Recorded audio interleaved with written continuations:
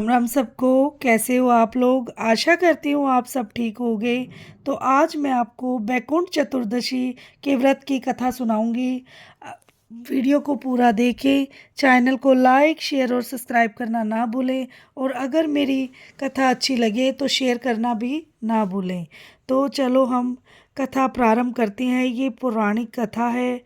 बैकुंठ चतुर्दशी की पुरानी कथा के अनुसार एक बार की बात है, नारद जी पृथ्वी लोक में से घूमकर बैकुंठ धाम पहुंचते हैं।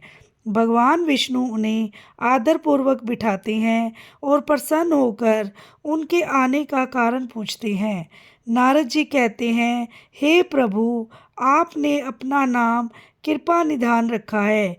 इससे आपके जो प्रिय भक्त हैं वही तर पाते हैं। जो सामान्य नर नारी है वह वंचित रह जाते हैं। इसीलिए आप मुझे कोई ऐसा सरल मार्ग बताएं जिससे सामान्य भक्त भी आपकी भक्ति कर मुक्ति पा सके। यह सुनकर विष्णु जी बोले, हे नारद, मेरी बात सुनो। कार्तिक शुक्ल पक्ष की चतुर्दशी को जो नर नारी व्रत का पालन करेंगे और श्रद्धा भक्ति से मेरी पूजा अर्चना करेंगे, उनके लिए स्वर्ग के द्वार साक्षात खुले होंगे। और इसके बाद विष्णु जी जय विजय को बुलाते हैं और उन्हें कार्तिक चतुर्दशी को स्वर्ग के द्वार खुला रखने का आदेश देते हैं। भगवान विष्णु कहते हैं कि इस दिन जो भी भक्त मेरा थोड़ा सा भी नाम लेकर पूजन करेगा वह बैकुंठ धाम को प्राप्त होगा। बोलो श्री विष्णु भगवान की जय हो। और बैकुंठ चतुर्दशी की दूसरी कथा।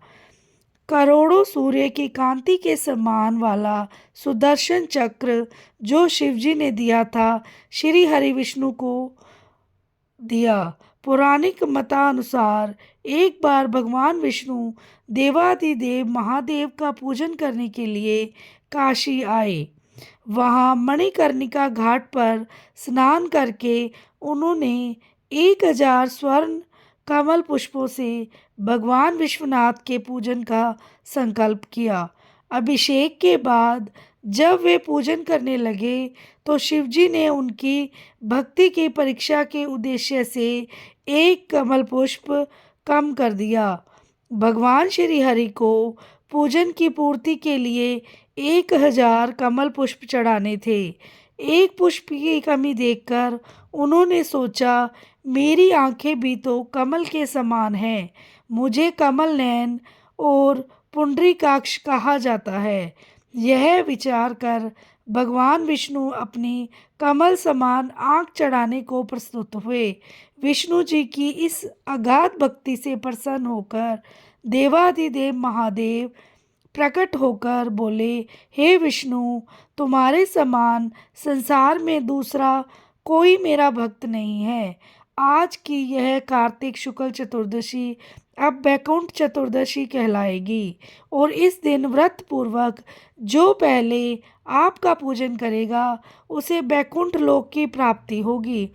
भगवान शिव ने इसी बैकुंठ चतुर्दशी को करोड़ों सूर्य की कांति के समान वाला सुदर्शन चक्र विष्णु जी को प्रदान किया। शिव जी तथा विष्णु जी कहते हैं कि इस दिन स्वर्ग के द्वार खुले रहेंगे। मृत्यु लोक में रहने वाला कोई भी व्यक्ति इस व्रत को करता है तो वह अपना स्थान बैकुंठ धाम में सुनिश्चित करेगा। बोलो श्री विष्णु भगवान की जय हो। बोलो शंकर भगवान की जय हो। बैकुंठ चतुर्दशी की तीसरी कथा। धनेश्वर नामक एक ब्राह्मण था जो बहुत बुरे काम करता था। उसके ऊपर कई पाप थे। एक दिन वो गोदावरी नदी में स्नान के लिए गया। उस दिन बैकुंठ चतुर्दशी थी। कई भक्तजन उस दिन पूजा अर्चना कर गोदावरी घाट पर आए थे। उस भीड़ में धनेश्वर भी उन सभी के साथ था। इस प्रकार उन श्रद्धालुओं के स्पर्श के कारण धनेश्वर को भी पुण्य मिला। जब उसकी मृत्यु हो गई तब उसे यमराज लेकर गए और नरक में भेज दिया।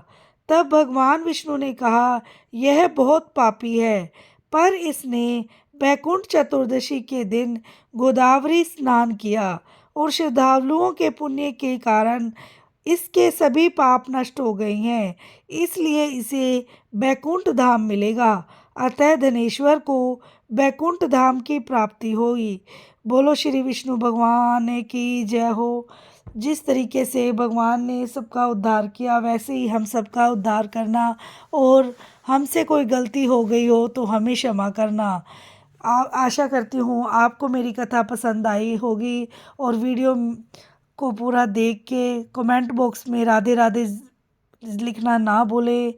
श्रीमन नारायण नारायण नारायण, भजमन नारायण नारायण नारायण, श्रीमन नारायण नारायण नारायण, लक्ष्मी नारायण नारायण नारायण। बोलो श्री विष्णु भगवान की जय हो।